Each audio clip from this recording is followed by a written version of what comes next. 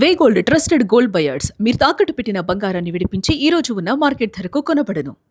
ఇప్పటికే తీవ్ర సంక్షోభంలో టీఎంసీ మునిగిపోయిందని చెప్పాలి. తాజాగా టీఎంసీ పార్టీకి మరో గట్టి ఎదురుదెబ్బ తగిలింది. తృణమూల్ రాష్ట్ర అధ్యక్ష పదవికి చంద్రిమా భట్టాచార్య రాజీనామా చేశారు. మమతా బెనర్జీకి రాజీనామా లేఖను పంపారు చంద్రిమ.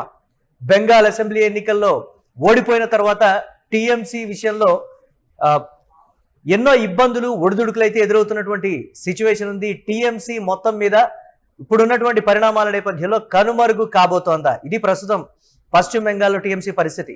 మమతా బెనర్జీ పాత కమిటీలన్నింటినీ కూడా రద్దు చేశారు. పార్టీని పునర్వ్యవస్థీకరించే క్రమంలో గతంలో చంద్రిమా భట్టాచార్యను రాష్ట్ర అధ్యక్షురాలిగా నియమించారు.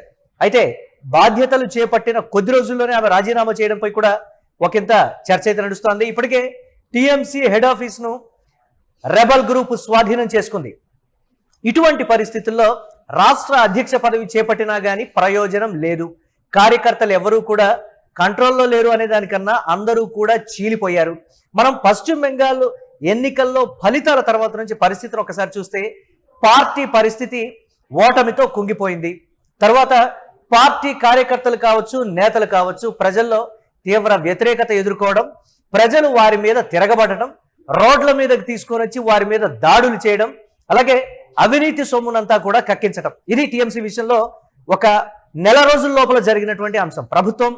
కొత్త ప్రభుత్వం ఏర్పడిన తర్వాత, అధికారాన్ని కోల్పోయిన తర్వాత టీఎంసీ విషయంలో జరిగింది. అలాగే తర్వాత ఎంపీల విషయంలో ఏం జరిగింది? సో ఎంపీలందరూ కూడా మేము టీఎంసీ కాదు, అసలైనటువంటి టీఎంసీ వేరే, మేము అభిషేక్ బెనర్జీ కింద లేము, అభిషేక్ బెనర్జీ ఆ యొక్క విధి విధానాలు కూడా మాకు నచ్చడం లేదు, తన డామినేషన్ కావచ్చు, లేకపోతే మా పట్ల చూపిస్తున్నటువంటి ఇది మాకు నచ్చలేదు, మేము టీఎంసీ కాదు, వారు సపరేట్గా వేరే కుంపటి పెట్టుకున్నారు. సరే, ఇతర ఎమ్మెల్యేలు కావచ్చు, లేకపోతే ఉన్నటువంటి నేతల పరిస్థితి ఏంటి అంటే ఏ ఒక్కరూ కూడా గెలిచినటువంటి అంతో కొంత అభ్యర్థులు కూడా గెలిచిన తర్వాత ప్రజల్లోకి వెళ్ళలేకపోవడం, వాళ్ళ నియోజకవర్గాలకు కావాల్సినటువంటి పనులు చేయించుకోలేకపోవడం, ఆ నియోజకవర్గాల్లో వారిలో ఉన్నటువంటి క్యాడర్ కూడా భారతీయ జనతా పార్టీ వైపు, అంటే అధికార పార్టీ వైపు వెళ్ళడం, వలసలు వెళ్ళిపోవడం కావచ్చు, ఉన్నటువంటి టీఎంసీ నేతలు కార్యకర్తలంతా స్తబ్దుగా ఉండటం. నేరుగా మమతా బెనర్జీ ఒక మీటింగ్ పెట్టారు.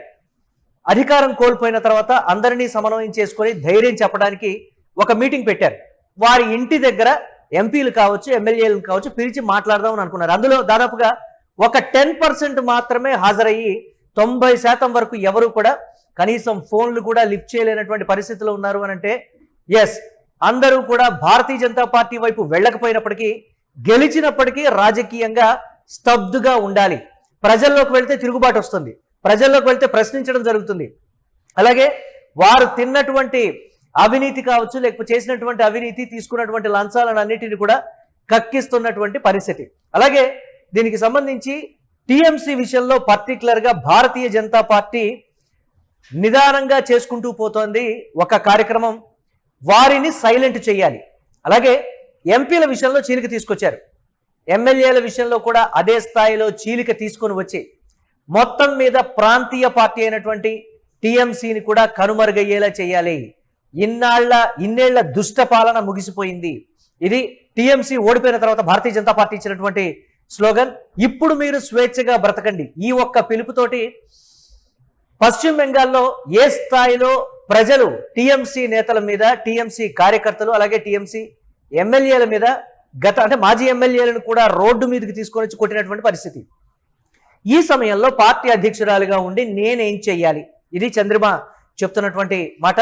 ఎట్టి పరిస్థితుల్లోనూ పార్టీ గాడిలో పెట్టడానికి మమతా బెనర్జీ వచ్చినప్పటికీ పార్టీ గాడిలో పడాలి అంటే కొన్నేళ్లు పట్టేటువంటి పరిస్థితి. ఇప్పుడు జాతీయ రాజకీయాల వైపు మమతా బెనర్జీ చూడటం, పార్టీని ఎంతో కొంత స్ట్రెంథన్ చేసుకోవడం, దీని మీద మమతా బెనర్జీ దృష్టి సారిస్తున్నారు. కాంగ్రెస్ కూటమితో కలిసి రకరకాలైనటువంటి కార్యక్రమాల్లో కావచ్చు, లేకపోతే ఢిల్లీలో కూడా కొన్ని కార్యక్రమాల్లో ఆవిడ పార్టిసిపేట్ చేస్తున్నారు. ఇటువంటి పరిస్థితుల్లో ప్రజల్లో ఈ స్థాయిలో తీవ్ర వ్యతిరేకత ఉన్న ఈ సిచ్యువేషన్లో, నాయకులు స్తబ్దుగా ఉన్న ఈ మూమెంట్లో నేను పార్టీ అధ్యక్షురాలుగా ఉండి నేనేం చేయాలి? ఆమె నేరుగా మమతా బెనర్జీకి చెప్పినటువంటి మాట, నేను ఈ అధ్యక్ష పదవి నుంచి దిగిపోతున్నాను. ఆమె స్వయంగా పంపినటువంటి లేఖకు సంబంధించి కూడా మనం యూటీవీ స్క్రీన్ మీద ఎక్స్క్లూజివ్గా చూస్తున్నాం. టీఎంసీ పరిస్థితి అగమ్య గోచరంగా ఉంది అనేదానికన్నా మొత్తం మీద రాబోయే రోజుల్లో అధ్యక్షులు కాదు కదా, నేతలు కార్యకర్తలు ఎవరూ లేకుండా మమతా బెనర్జీ, అభిషేక్ బెనర్జీ మాత్రమే మిగులుతారు. ఇది ఆ రెబల్ గ్రూప్ ఎంపీలు చెప్పినటువంటి మాట. హెడ్ ఆఫీసులో కూడా రెబల్ గ్రూప్ మెంబర్సే ఉన్నప్పుడు నేను అధ్యక్షురాలుగా ఉండి ఏం లాభం, ఇది చెప్తున్నటువంటి మాట. చూడాలి రాబోయే రోజుల్లో ఎలాంటి పరిస్థితులు పరిణామాలు ఉండబోతాయో. పార్టీలో మరి ఆ ఇద్దరే మిగులుతారా, లేకపోతే మళ్ళీ నేను ప్రజల్లోకి వెళ్తాను, కార్యకర్తల్ని నేతల్ని ప్రజల్ని స్ట్రెంథెన్ చేస్తాననేటువంటి మాట అయితే మమతా బెనర్జీ చెప్పారు. అది ఇప్పుడప్పుడే సాధ్యపడేటువంటి పరిస్థితి కాదు అని కూడా పశ్చిమ బెంగాల్ ప్రజలైతే చెప్తున్నారు.